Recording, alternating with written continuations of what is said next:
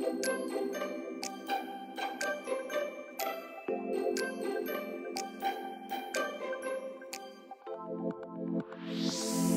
day mga ka-Enggi, Kuya Mike. Alright.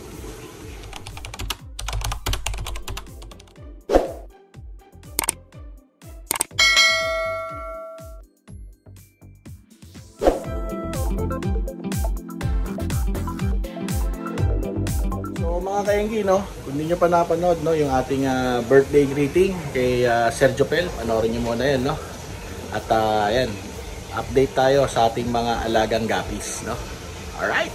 So mga ka-Enggi, no, ito po yung ating breeder ng Tuxedo Koi. At marami na silang mga paanak, ano? Yan, dito.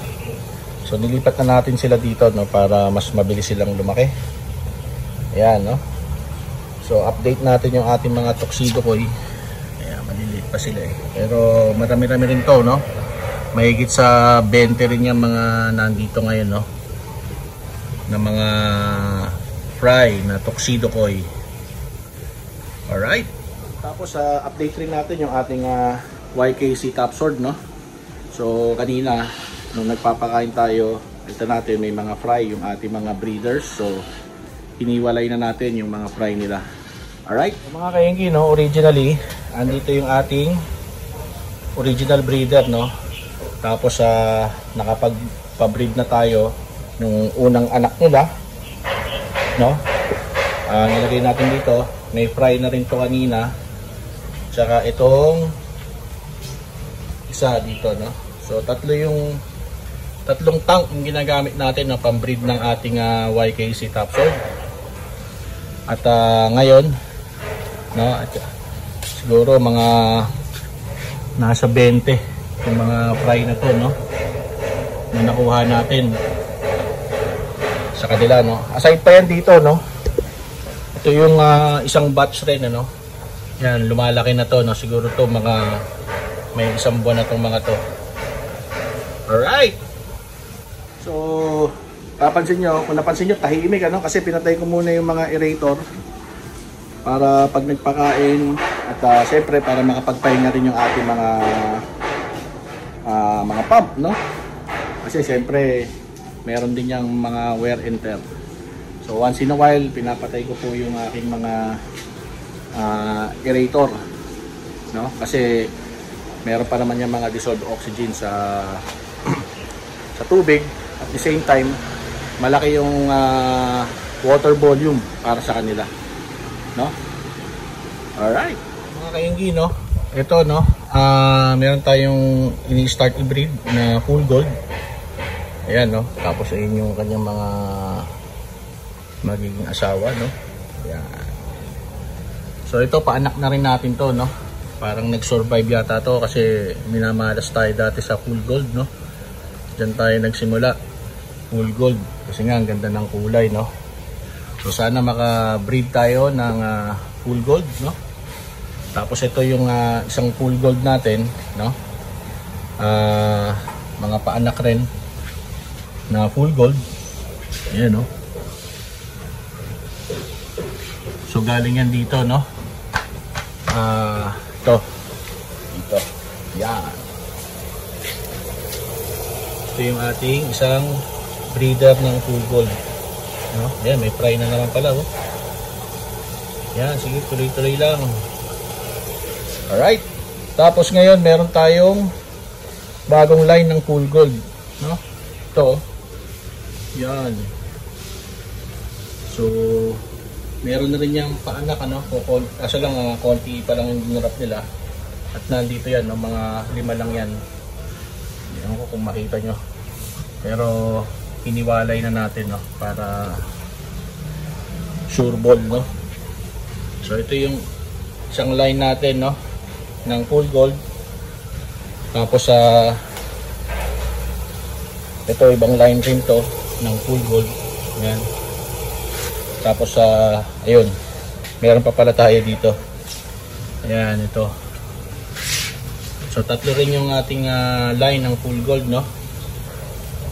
So shoutout sa iyo, Patrick, to, sa kanya galing to. Yan. Pero itong full gold natin dito, no, mga nasa 10 mahigit yata to, no.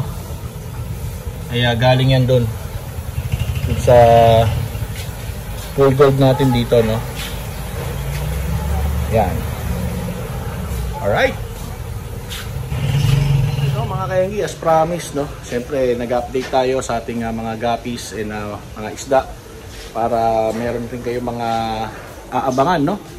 At comment down below lang or follow my Facebook page, Kuya Mike TV, no, kung may kumindat sa inyo na gapi or may nagustuhan kayo, no. Alright, yun, no. So ngayon pala, no, pakita ko sa inyo kung ano yung mga media na ginagamit ko, no, dun sa ating mga tank, ano. Ito yung mga laman nun, no, bukod doon sa may ito, ayan, no, may halaman, no. Tara.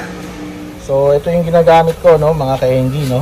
Gumagamit tayo ng ceramic ring tsaka lava rock, magkasama yan, no. So nasa ilalim kasi ito yung ginagamit natin, yung panghalaman, no. So ang nilalagay natin sa ilalim is the ceramic ring, tapos lalagay natin sa ibabaw yung lava rock. Alright.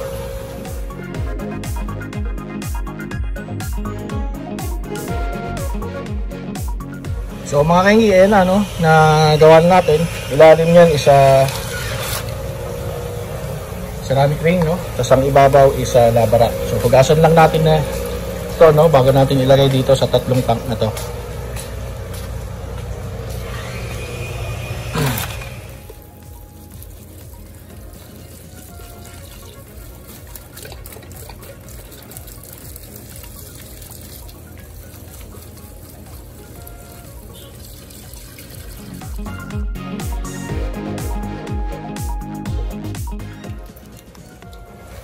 Yun mga kaenggi, nahugasan na natin, no? So pwede natin to ilagay dito, no?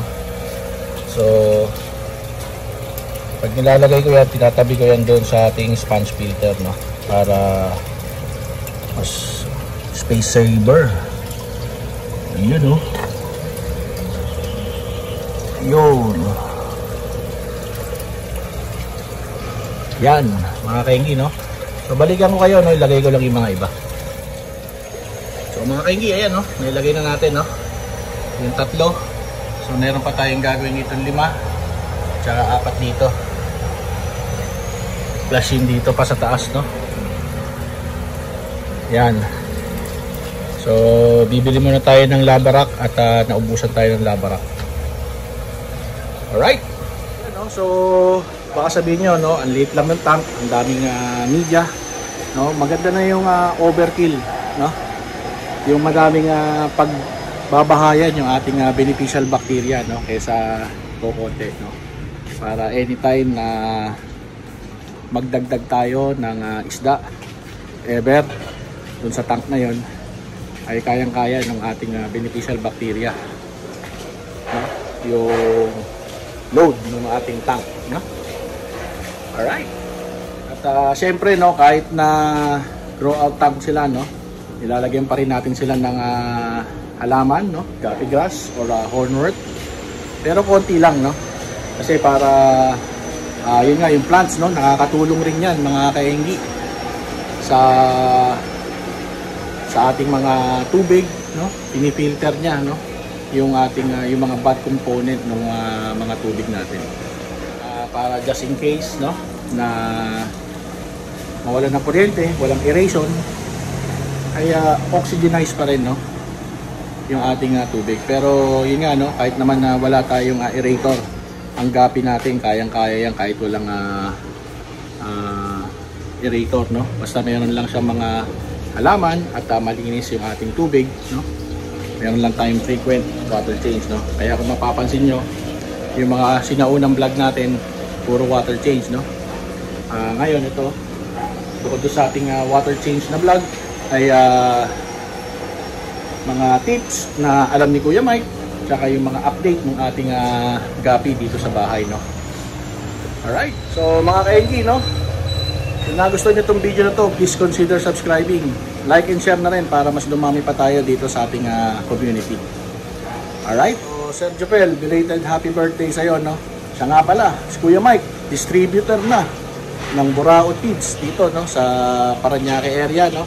So, yung mga fans ni Andy Gapi na bumibili ng ating Buraot Feeds, yun rin po yung ginagamit ko, no? Sa aking mga guppies aside sa to be plates, no? Message down below or comment lang rin kayo dito sa baba or sa aking FB page, no? Kuya Mike TV or sa aking personal page, Michael W. Alcantara, kung gusto nyo mag-order ng ating Buraot Feeds, no? So same price rin yan, may ang shipping natin, no? Sagot nyo na, bali via Lalamove, Grab or pwede rin kayong mag-walk in dito sa bahay natin, no? Alright, so mga kaenggi, alam na this. Bye bye. Alright.